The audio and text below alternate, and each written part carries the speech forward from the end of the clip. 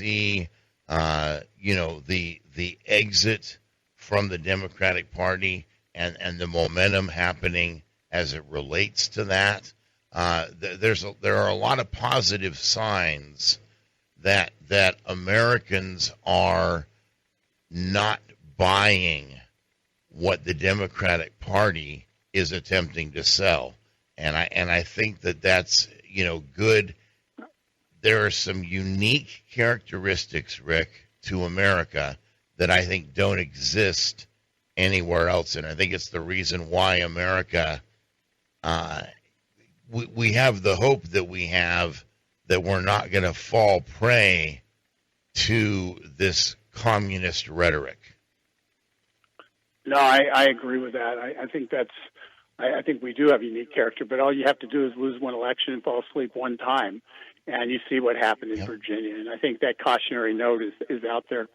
One thing that I think, assuming Bernie Sanders wins the Iowa caucus tonight, I think it puts socialized medicine directly on the front burner. It will be the topic that that all of the left will be talking about, that the mainstream media will be talking about, and there'll be a big push in Congress to deal with surprise medical billing, which the insurance companies have come up with a proposal that would, in fact, create one-size-fits-all pricing across the nation. The problem with that is when they tried it in California, what they discovered was that a lot of the health providers, the doctors and anesthesiologists and others, said we can't make a living with the prices the insurance company are willing to give us with the flat fee, and as a result, a lot of providers have dropped out of the system, which hurts everybody, hurts all the patients. So you really look at a system that's bad. Now, New York has a system that creates arbitration, so it gets the patient out of.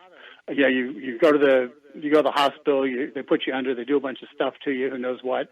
You come out, and you think your insurance has handled it. Next thing you know, you got a bill for $10,000 that you weren't expecting, and you're trying to figure out, okay, I can't send my kid to college anymore. So it's what was that for? Yeah, what was that for? And you don't have any idea. And so you sit there, and the bills are hardly not confusing. So you sit there, you get a big bill. The insurance company saying, "Well, we're not paying it," and the hospital saying, "Well, then you have to pay it because it's your responsibility." Well, what this will do, what the proposal out of New York does, is it creates an arbitration system. So it's not your problem. They have to go to local arbiters and decide what's right. And the hospital's insurers have to fight it out amongst themselves, as opposed to basically putting the patient in the middle. Yep. Right.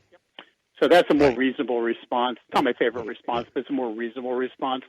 And so I think that's going to be one of the flashpoints in the next month as we talk about healthcare. We do not want to lay.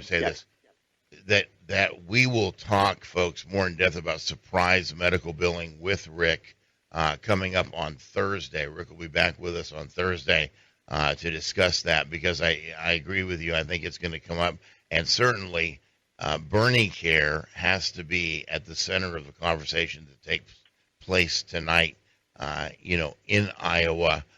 Does Buttigieg make mention of the fact that he was left off the Iowa